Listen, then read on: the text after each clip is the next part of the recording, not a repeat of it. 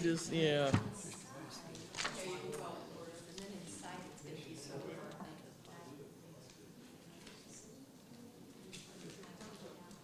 Can you hear me? I'm pretty loud. So let's call this meeting to order. This is a regular meeting for the Swain County Tourism Development Authority for April the 13th, 2022. My name is Shannon Lackey, and I'll be filling in for Chairman Jeremiah Wiggins. And welcome everybody for coming in today. I'd like to ask the veterans to lead us in the Pledge of Allegiance and followed up with a prayer from Cheryl. Face the colors. I pledge allegiance to the flag of the United States of America and to the republic for which it stands, one nation, under God, indivisible, with liberty and justice for all. Father, Lord God, we just thank you for the opportunity to come together today to serve our community, Lord, and we just ask you, Father, that you'll lead, guide, and direct this meeting and help us, Father, Lord God, to just trust in your wisdom and guidance. And Father, we just ask you, God, that everything will be done in decency and order. In Jesus' name I pray. Amen. Amen.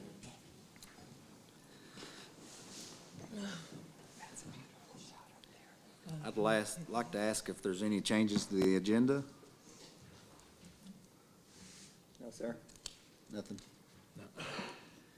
And then I need a motion for the approval of the 3/9/22. We can't really, because you don't have. Oh, we don't have quorum, okay. All right, we'll just save it then. Okay, let me take this time to let everyone know that, well, the agenda shrunk. We thought it was going to be a little longer. But the few board members we have here, we need to, if we can, take a few notes of the public comment, and we'll discuss the topics later in a later date. Because I know we've got a closed session, and we've got some things we need to talk to with the county manager.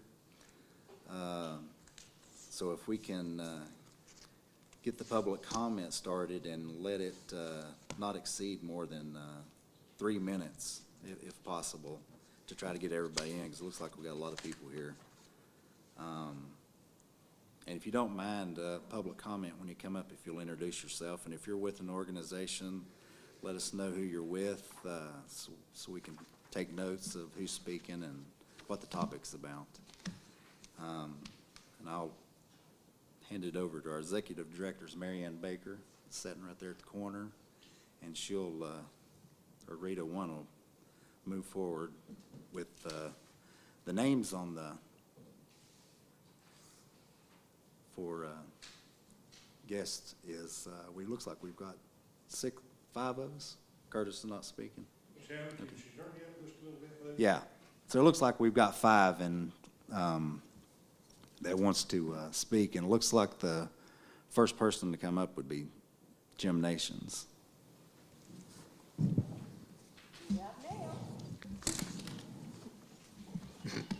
So I'll do that. Sorry. Is this where you want me? Yeah. Hello, my name is Jim Nations. I'm a veteran of many years ago. My whole family, you may have seen the article in the newspaper this past Veterans Day. 4 brothers, we all served in war. Between the 4 of us, we hold 5 Bronze Stars. And I just want to make a comment for the veterans, those that are here, those that are not here, but I especially want us to focus on that statue up there. That's what this is all about. I had the opportunity, via the courtesy of these ladies yesterday, to view a video of the designer's vision of the park. And let me say right off the bat, I like it. Each corner complements the other. This is something that I looked at closely. It provides a consistent theme of nature, of the idea of memorial, and of relaxation. I support building Veterans Park with Veterans Memorial as the center of it. Thank you for whoever had this idea or whoever has taken it to this level. Thank you, and I hope we get this done. If there's anything I can do personally to help get it done, I want to do that. Thank you. Thank you. Thank you.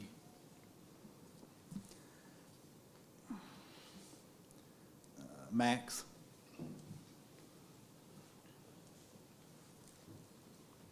My name's Max Cochran. Everybody knows me, and I said before that I bleed red, white, and blue, and I appreciate the opportunity to speak to you today.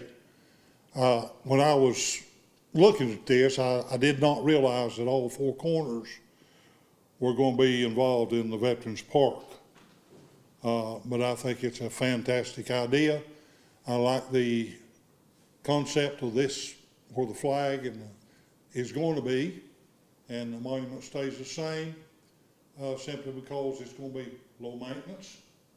It's going to be very accessible, and wear and tear is going to be great. I mean, there'll be nothing there. And all of it's, I was here when they had the proposal from the guy that drew all this up, and he said he was going to use all native plants that were around on all four corners. And I think it would be a great asset. And I'll say this, and I'll close. I am appreciative of people that still recognize the veterans of the United States of America. And I thank you very much for the opportunity to speak. And I hope and pray that we get this done. Thank you. Thank you, Max. Thanks, Max. We want to thank Mr. Cochran for all the time that he's put into coming down and talking with us over this for the last few months, and giving his input on things that he thinks that needs to change or be added to. Just want to thank you for spending your time and coming down there. Wanted to let you know that several of us board members wanted to the granite benches. We've always looked at it as it represents permanence, like the monument that's in the middle of town. It's permanence, and it's like the veterans of our county is permanent. That's why the granite benches. It not only gives us space to put plaques or memorials for anything else that we wanted to add later down the line, but the representation of the granite is for permanence. And that's what the representation comes from. So the next speaker on that is Don Moon.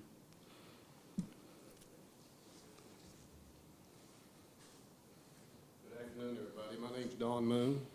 I'm a life member of the VFW and the VVA, and I recently joined the American Legion in Cherokee. I firmly believe in first impressions, and my first impression when you let me look at that yesterday was very positive about this. I think it's going to be a long-time solution to the center of town. I think it'll help draw people and be beneficial to the community, and I'm very much in favor of it. If there's anything at all that I can do to try to help, just let me know. I used to be real active in the VFW, but due to my home situation with a bedridden wife and a son fighting cancer, I can't participate anymore. But if there's anything I can do, just please let me know. Thank you. Thank you. Yes, sir. Thank you.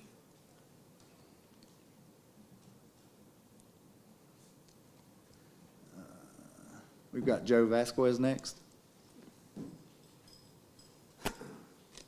Good afternoon, thanks for letting me speak. Joe Vasquez, I live on 301 Kirklands Creek Road. I'm a veteran, and I've been doing as much as I could to find out what's going to happen here.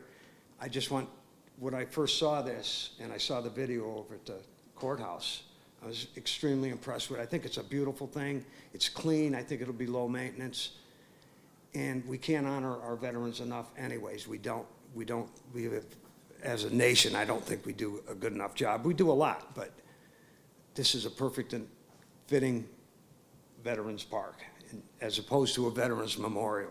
This is about all veterans that served. There's a lot that haven't been in the gunfight, but they've done their jobs, and served our country. So I'm in favor of this, and I'll do all I can to help you guys. Stay motivated. Thank you, Joe. Thank you, sir. Seems like we're going pretty quick from, Karen, you're next. And Karen's with our Chamber of Commerce. Yes, thank you for doing my introduction, Yeah. Shannon. Appreciate that. I've been in touch with Jeremiah Wiggins, your chair, and of course, Mary Ann and I have had a conversation.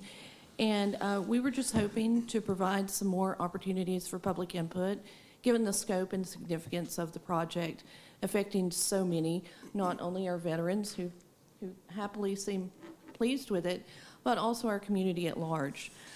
So after having spoken with those folks, I have scheduled a date and a time at the library, thinking that that would be the first place to start, somewhere in town, somewhere easy, access, parking, et cetera.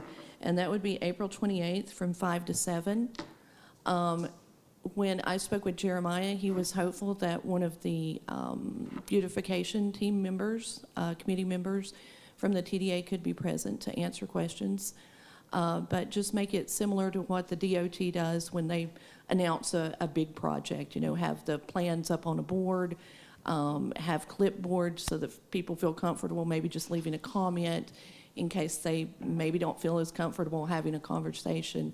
And again, to allow the flexibility for folks that are working during the day to have a voice. Yeah. So. And my question is why they couldn't show up today so we can speak through this, or come to the commissioners meeting when it was presented in the first place. Well, I think no one had any understanding that it was going to be presented at the commissioners meeting. Certainly it was a surprise to me. There was no advance notice in the paper that I was aware of, and I read it every day, every week. And so they probably didn't have any awareness that was happening. As far as today, a lot of people work, and noon is a hard time to make a meeting unless you have some flexibility in your schedule that probably a lot of people don't have. Okay. Yeah. Why oppose the Veterans Park in the center of town to start with? I don't understand that. Our veterans are of all walks of life all over. They come into our town from everywhere. There's probably 1 in 3 folks walking the street right now that served or are still serving currently. Mm-hmm. Why would we even oppose? Why would somebody even oppose doing this? This is the least we could do for these folks, to honor them and honor what they've done and given so much. Some gave all. Why would we even? I can't even fathom why somebody in our community, a small town, it's a really tight knit community for the most part. I can't even understand why anybody would even want to oppose having something like this. And this scale, it's this nice. That is awesome. There's nothing in Washington, D.C. that's not built out of marble or granite or something. It's a monument honors. It's been designed to stand the test of time as our love for our armed services. And certainly I can't understand. I can't excuse me. even fathom it, honestly. Well, I first of all, I certainly have family members who have served, so I appreciate any attempt to recognize and support and celebrate their contributions and their sacrifices to our country. So I think to think that everyone's going to be in opposition is not true. You know, you might have people that say, I like this, but I don't like that. Or you might have people that show up and say, I think it's a great plan. So to just assume that everyone's going to oppose it because they want to have a voice is, I think, maybe a stretch. I think people in Bryson City, you know, deserve a voice in the way their town looks. And you know, I've lived here all my life. I would like to think that we would value the input of everyone that could be affected by such a significant project in our community. I think it's like Max said, he wasn't aware that all 4 corners were involved in this. He was, you know, that just didn't occur to him. And then when he realized that all 4 corners is impacted here and they all complement each other, you know, I think probably a lot of the community probably isn't aware of that either. So The it wouldn't people hurt. I've spoken to are certainly not aware. I don't think it would hurt to have some public comment on that. And who knows, just somebody might have something to add to it that might make it even better than it already is. Who knows? We're not trying to rock the boat here, but you do want it to give everybody Yeah. an opportunity to have a say that wants to have a say. So with all this in mind, the push from the TDA is that there's a window of trying to get this construction work done in the town city limits when it's not thriving with 4th of July people and trained people and all that. So with the beautification committee, I and Ron and Pooh worked on for a while trying to make this happen at a certain time. Sure. So that's the progress of pushing it forward quickly, because the aspects of design and things of changing color or a bush here or a bush there, that's so far down the road that we're looking at, how long was it, Ron, that this project's looking to be? 6 months. 6 months project. So we're trying to push it into the time that Swain County is not packed with people, and it's not a burden to our community or first responders or anybody like that. Yeah. So that's the push of it's not trying to just push one over on the community at all. Of course. And I think we can all understand, those sort of scheduling situations, especially when we were dealing with last week, trying to get it done before the storm. They were painting the crosswalks at 3 o'clock in the afternoon Yeah. when the buses are running and all of that, and you're like, what in the world? So I think as a community could certainly understand timing is always sensitive when it comes to a project such as this. But I think we would be doing a disservice to our community if we don't at least allow them an opportunity to be involved. So, Mr. Chair, I'd like to say that I think we could take it under advisement. We don't have a quorum. Yeah. But I think we could let you know that very quickly. And Mary Ann, I think that's in the purview of this meeting, right? Yeah. And I think the 28th is not an excessive amount of time, so I think if that's the case and the board decides, then I'd like for us to be able to get back to you on that. Yeah. Since you held the date and since you have already done that. Sure. Are you fine with that, sir? No, that's fine. Okay. Thank you all. Thank you. Thank you.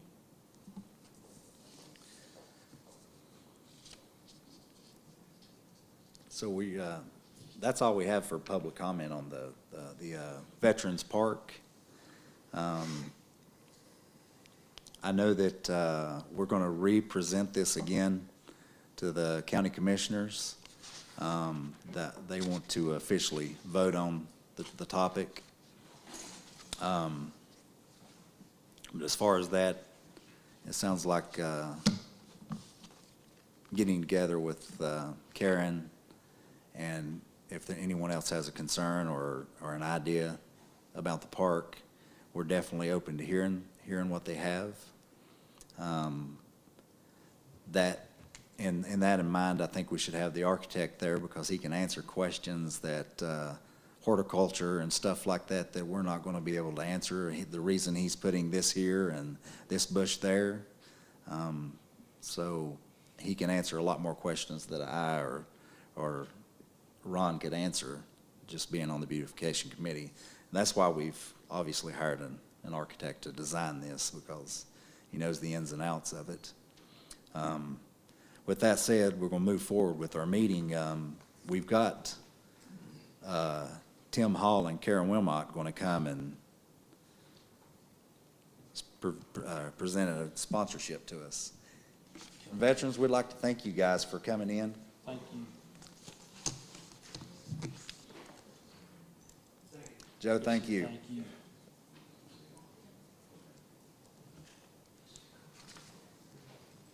Hanging up on you. She's handing out stuff and I'm going to talk. Thank you. I want to introduce myself. I'm Tim Hall. They call me the storyteller. And that's what I do. And I want to say thank you very much for allowing me some of your time today. A couple of years ago, I proposed a festival to the Chamber of Commerce when I heard of the purchase of Inspiration Park by Swain County. And the Chamber said, go ahead and put it together. So what I did was, I put the festival together. We've got it scheduled right now for September 16th, 17th, and 18th of this year. And it's a celebration of Appalachia. The festival is going to be called the Land of Blue Smoke, Tales, and Tunes. It's using the Cherokee Chickanahay, which is Land of Blue Smoke. And why do we want to have a festival called the Land of Blue Smoke, Tales, and Tunes? Because we are Appalachia. We're not of the city, we're not of the town, we're not of the country. We are Appalachia. Many come here to this area, leave the hustle and bustle of the life outside of the Land of Blue Smoke. Land of Blue Smoke is a way of life that they hunger for, a way of life that is strictly Appalachia, a way of life that they come to experience here in our town, in our area, if only for a few days. And yet, when they prepare to go back home from whence they came, they wish they could stay a little bit longer. While they're here visiting, they desire to immerse themselves in the aura of the blue smoke. The blue smoke that surrounds them as they walk the trails, drive the dirt roads, peer from the mountaintop to the valley below, watching the blue smoke form beneath them as the sun rises in the morning. They long to hear the music of the past as captured by Bascom Lamar Lunsford and Joe Hall. They wish for the early days of listening to WSM on the battery-operated radio.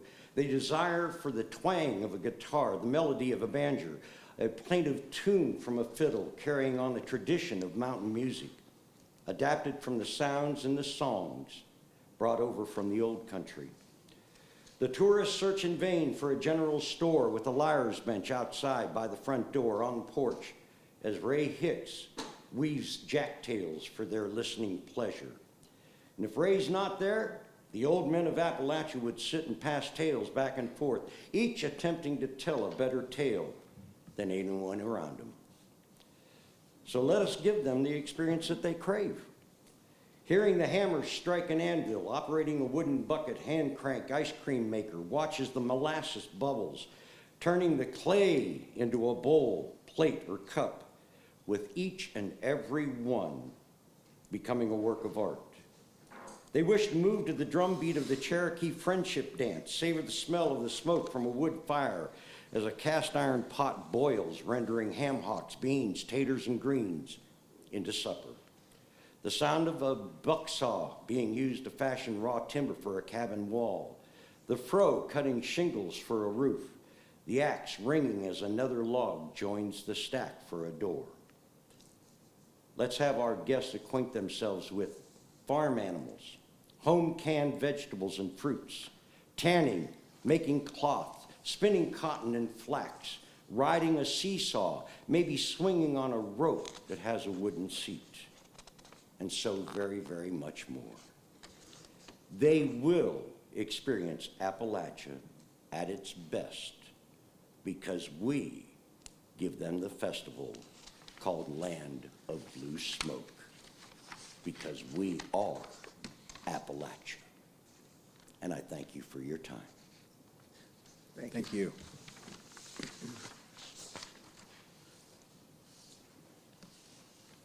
So Tim has given you all the wordsmithing and hopefully gotten you excited and passionate and maybe even hungry with all that talk of beans on the fire and whatnot. So I'm here to talk, something a little less fragrant, I suppose, and that would be dollars and cents and basically, the substance of the event. So as Tim said, it is a 3-day event. That's one of the biggest events Swain County has ever planned, certainly that I've ever been involved with. I'm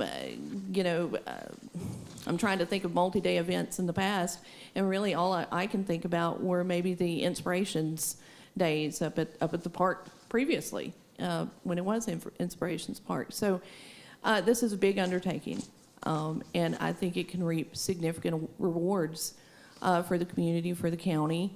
You know, and not just as a singular event. You know, obviously, this is something that we want to build on year after year. In the page that you had gotten, the initial proposal, I hope you noted that it is a shoulder season event. We chose this date with that in mind. We want to create a destination event that will put heads in beds, maybe during a time when, you know, there aren't as many. Obviously, there's always some, but we know that September is typically a little sleepier than, say, July or even August, or certainly during Polar Express. So that was the intention with the timing. You'll also note that we'll offer a locals night on Friday night. I think that's very important to give our locals a discount in some way, shape, or fashion. Either it would be for the night only, free rides for kids, you know, a certain age limit, that sort of thing. So that would be worked into this as well. A shuttle system, we would have that in operation throughout the event because, quite honestly, this event is anticipated to take up the entire space. We don't want to park people there. We want people to have off-site parking, be brought in from town, run a shuttle through town that has an event banner on the side, you know, get on the shuttle, come out to the event, drop you back off in town, let you eat, let you shop there as well. So it's designed to complement town as well, certainly not compete with town. There's a great deal under the marketing plan on the back of that. I hope you had an opportunity to look through that prior to the meeting, but certainly you now have a hard copy to take home as well. I would like you to note, again, when we're talking about scope and vision, you know, we're not talking about just local newspapers. No offense, Anna. We're talking, excuse me, we're talking AAA e-newsletters. I think that reaches over 1 million people. We're talking Our State e-newsletters. Again, significant amount of people. They're not cheap, but for this demographic that we're trying to reach, you know, that will reach two very different demographics over a significant age span. So those are going to be key in marketing for us. Your next page has some bios of the tellers, and on the back has some band bios. So again, you'll see we're not just having local talent. Obviously, that will be included throughout the day, but we're looking at, again, truly, and I hate to keep saying significant, but we're looking at truly noteworthy individuals that are known.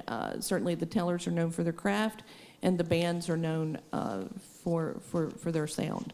So again, it's not just something like we typically do. So finally, you know, because we always put this on the last page, and I see Ron's been using his pen already over there, we're looking at the expense and revenue projection.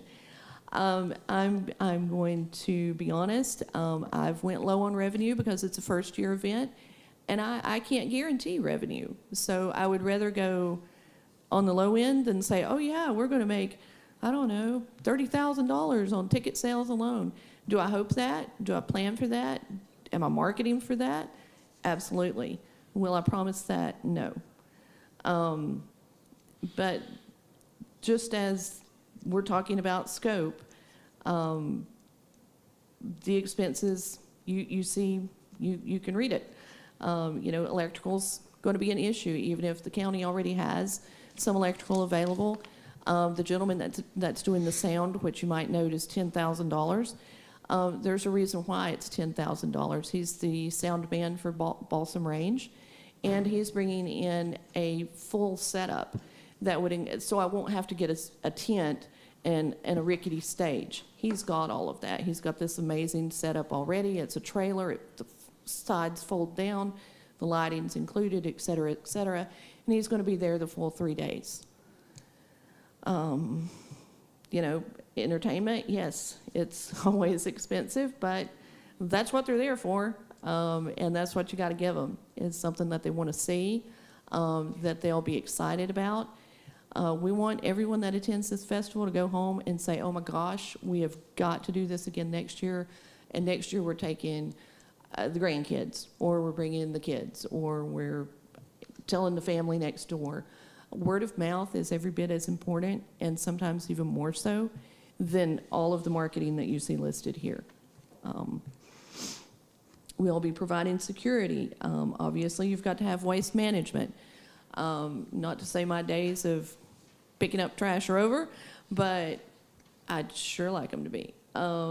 We've got kids areas, rides. I'm not just talking the inflatables that you might have become accustomed to with 4th of July. I'm talking the ones that I call the vomit inducers, you know, like at the state fair, that sort of thing.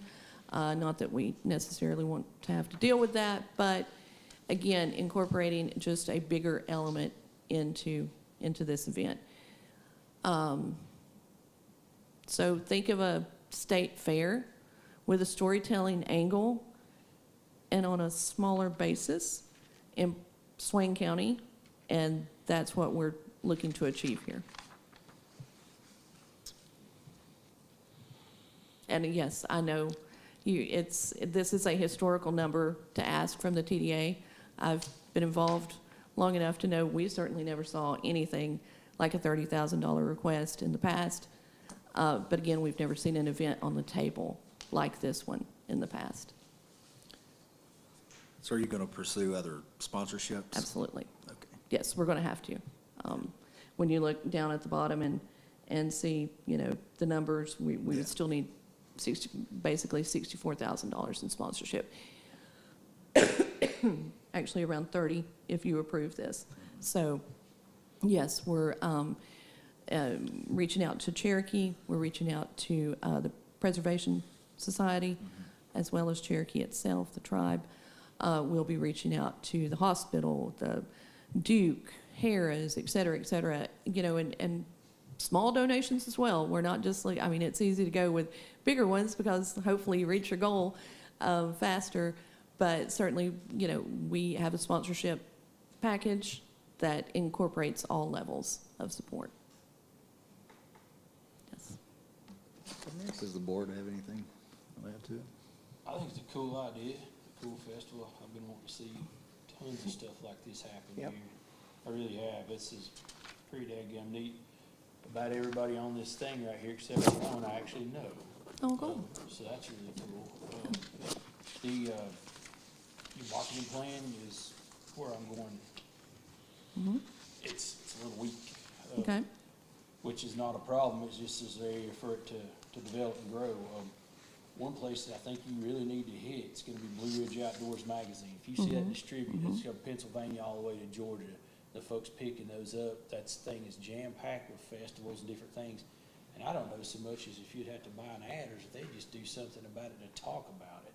Put it there to have content in there, because you see a lot of festivals, they'll have ads in there, different things going, different hype about it. I mean, they could write for days about Tim right there, and especially Jim Casda, and of course Connie right there, she's really cool. So I mean, there's a lot of different avenues. I would look at talking with those guys and some of these other folks that have more than just our state magazine. Literally, most folks picking up our state, you might get the random tourist grocery store picking up that thing or something, but it's usually just folks from our state. It's like we'd like to draw visitors from around. Look at a 15-hour drive into here. That's where your stuff's coming from now. I'd seriously look at some more stuff other than like. Do you have any thoughts? Maybe. Well, you know, AAA would certainly reach the entire southeast. Which is a bunch. Yeah, I like that one. Do you have any suggestions, maybe Eugene, for the Atlanta market specifically? Obviously, that's a market we would want to. We can't saturate it, but we would certainly at least want to get something in there. Scratched in there, yeah. There's Atlanta Magazine. I don't know if that would be quite the fit. It's a different fit in Atlanta Magazine. It's a different. We could look at a billboard, perhaps. I don't know how effective that would be. Yeah, that's the thing. I don't know. Well, that would be effective for the local. Yeah, I think you could target your Atlanta market off of your Facebook stuff. You need to come up with something. Just really do some targeted slick. ads. Yeah, it's really slick, but target that specifically on Facebook.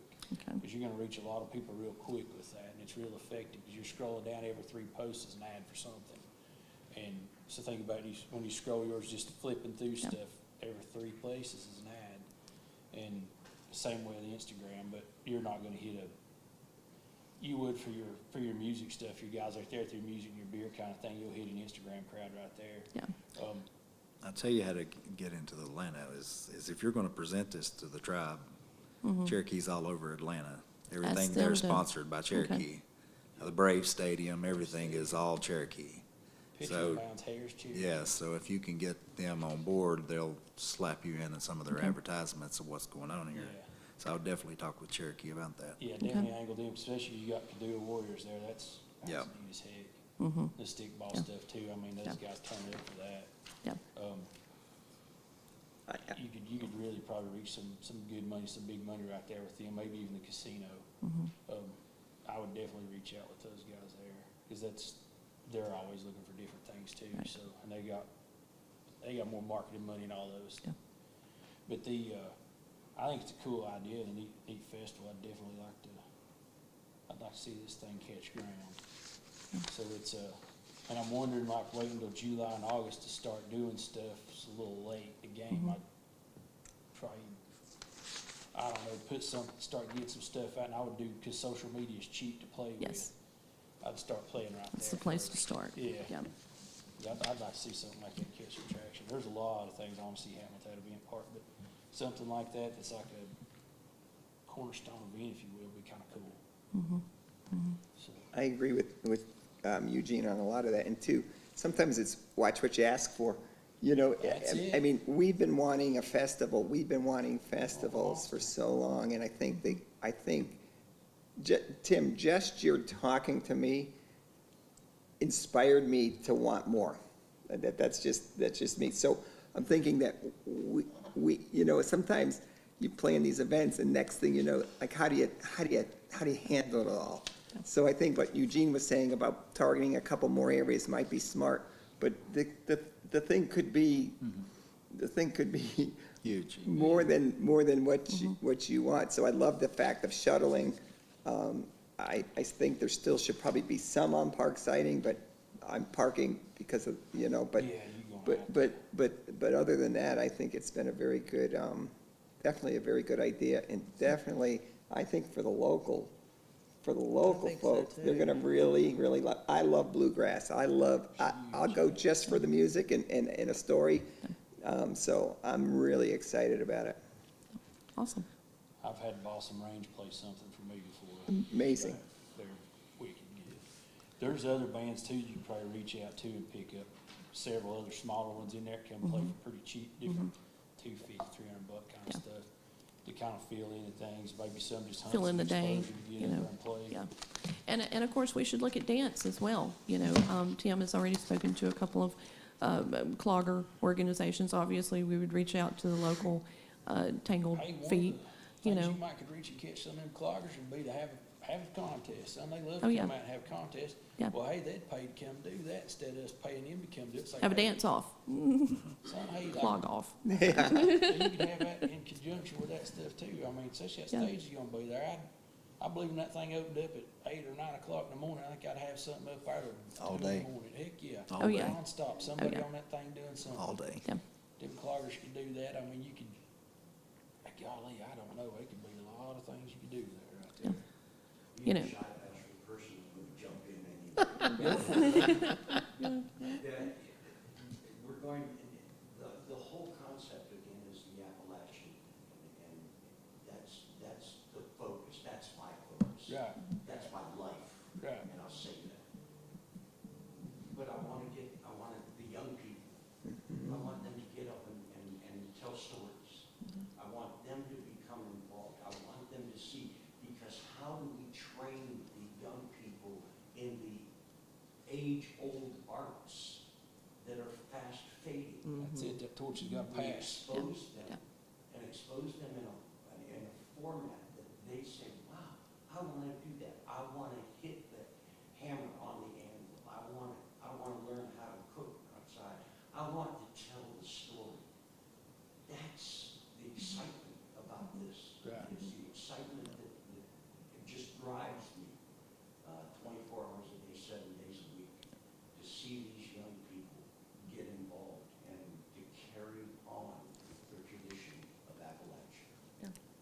especially as we No, you're keep fine. losing so many in our community, you know, that maybe didn't have an opportunity or whatever to pass it on.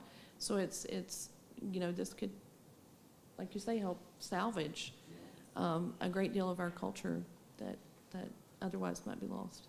I You got think with your it. parking, you might could use, possibly talk with the tribe about parking like some overflow and run the shuttles down for Katua Could do it. fields Mhm. to come up, because that's just right off the hill there, and that's, I'm sure they don't want people parking out on the mound or anything, but I Right. mean, out there where the RC car stuff's at, maybe, or planes or whatever, is they use, I see them utilize that. And maybe, I think it's Jeremy Hyatt that has that a little further down on 19. Yeah. The Hyatt property. Yeah. That could be He available, might. maybe. That might be a big stretch, but. Okay. They like that preserved, I think they're wanting to put Okay. that in some kind of historic preserve Historical. down there, yeah. Yeah. But definitely see about if Kadua could, And obviously, we'd work with the school as well, since it would, it would be after school hours on the Friday, and of course, the weekend yeah, otherwise. might be something else. It's not a huge amount of parking, but it is It's a lot, something, yeah. Yeah. you know. This thing has potential to do something really cool. Yeah, anything you want to add to it, Cheryl? I think it's a great idea, Okay. Well, thank you. and I can see where, you know, I can just see where it can grow and grow and grow. Yeah. Yeah. We've reached Could out be to an John annual C. thing. Campbell, so, you know, I mean, that's just the highlights with the tellers and the music, but, you know, we plan on having, like Tim said, you know, Cookout Under the Stars demonstrations. We plan on having the blacksmiths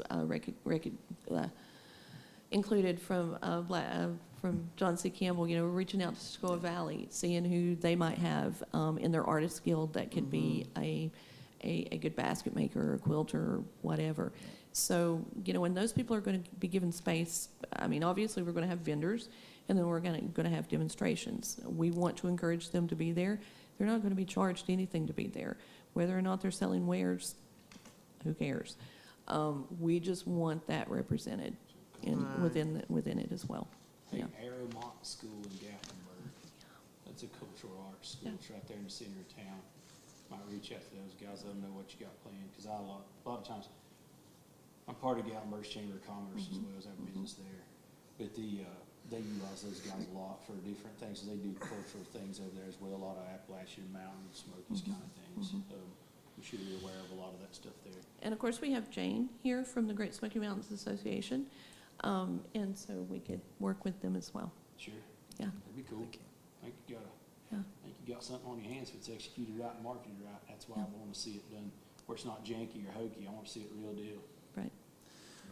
So Karen, with sponsorships, gives us some time to Sure. discuss as a board. We'll put it on our agenda for our next meeting and Okay.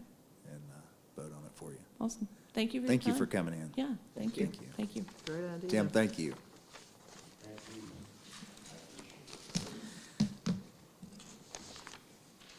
Marion, do you want to push that up? Move through the rest of the agenda. Okay, the next thing in your packet is your financial reports. It starts out with the March financial. And I'm starting to work with these numbers to get your budget ready, and I'll talk about the budget in a minute. But that's your March, and then you also have the credit card statement is in here and the bank statement. Any questions on that? Okay, the executive report is the next item in your packet. The marketing and public relations, the ongoing project right now is the launch of the new website. It was launched last month on March 15th. It's about 90% complete. It's very usable right now. We're still working on some content, so I think we're about 90% there. And starting at the next meeting, we'll be able to look at the Google Analytics to see how the site's performing. I put the URL in there, explorebrysonscity.com. It can also be accessed via exploreswaincounty.com. So either way will get you to that website. Public relations wise, their report for March is attached. There's quite a bit of publicity this month. That's at the top of the second page, probably the most we've seen from them. And then they go into talking about their social media. They're doing our Instagram and Instagram stories, and they give us some demographics, and they also manage paid Instagram posts. So there's a report on all of that. Our visitor totals at the Visitor Center and Aquarium is next in your packet. So we're seeing a fair amount of traffic. I mean, the visitor totals definitely in the Visitor Center are strong, or at least as strong as last year. The Aquarium is really in competition with the Visitor Center for visitors. That is crazy. Of course, they're only open 3 days a week, but they get a lot of traffic at the Aquarium, which is great. A lot of people are leaving donations too, and Rita and the finance officer track all of that for us. Let's see, February occupancy tax collections. It's the last item in your packet. For the month of February, we brought in $102,840. That's 11% over last year and 48% over budget. So a very strong February. Is everybody still seeing the same amount of visitors in their businesses and lodging and From these fishing? numbers, it looks like we've went over a plateau and we're flattening back out at 2019 was before the pandemic. Yeah. Looks like we're back to the numbers we were at 2019. I mean, we will likely, if the trend continues as it's going, we'll probably do about 2 million this year. Yeah. If it keeps going the way it's been going. That's huge, isn't it, Ron? Yeah.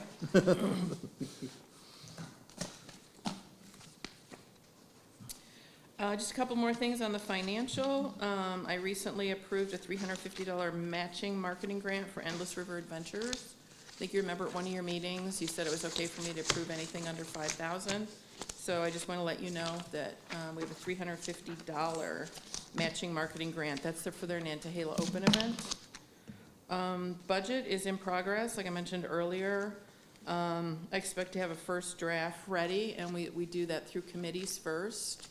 Small groups, and so I'm planning on the week of May 2nd. I'll get in touch with each of you, set a meeting. We can do it in Zoom, we can do it in person, and I'll get you everything ahead of time, so you get all your questions answered, and then the full board will review the budget at the May meeting, May 11th meeting. And then I will schedule a public hearing to occur right before our June 8th meeting, so probably be like a 12 o'clock public hearing on the budget, and then we'll go into regular session after that. That's typical for us. Following the public hearing, then you guys will vote to approve the budget. You'll have reviewed it in committee, and you'll have reviewed it as a full board. So hopefully it'll be, ready for your approval by June 8th. If for any reason it's not, we'll just have to schedule another meeting. So I'll keep you posted on that. Committees. Beautification Committee is not literally working on plans for Christmas 2022, but we are working with, actually Rita and I are working with Gabe, and he is getting us some ideas to bring to the committee for 2022. So we might be meeting in May or June on that. The Four Corners project is undergoing public hearings. And for those of you who are not on the committee, Beautification Committee, we awarded the flower program for this year to Naturally Green Landscaping. Finance Committee and Marketing Committee, we'll just be getting meetings together the week of May 2nd to review the budget. And that's all I have for an executive report.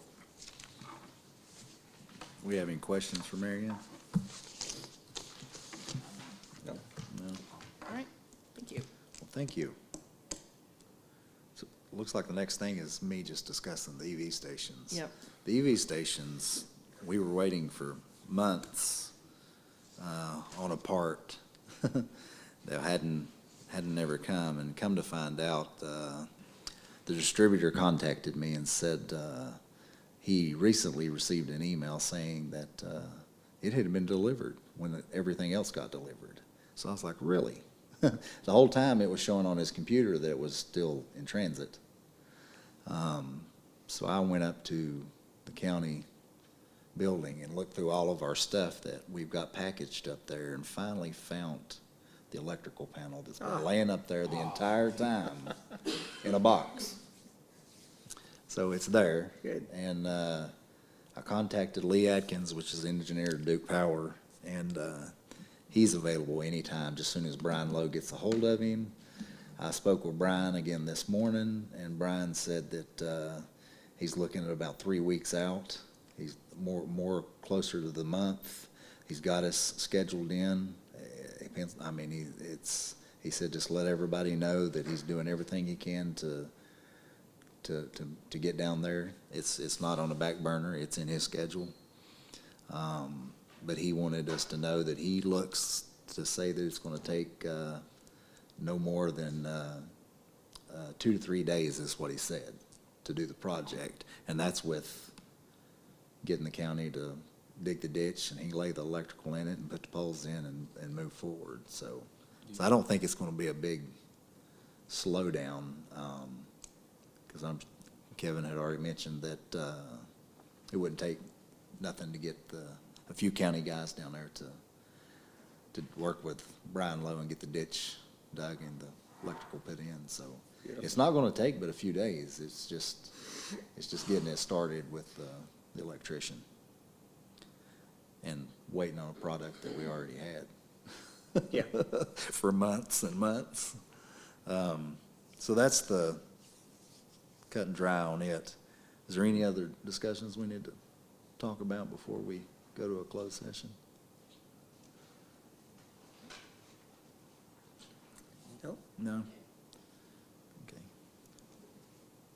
So we're going to go to a closed session, and county manager's going to come in. Kevin's going to come in. He needs to speak to us. So we want to thank you guys for coming in and hanging out with us. It won't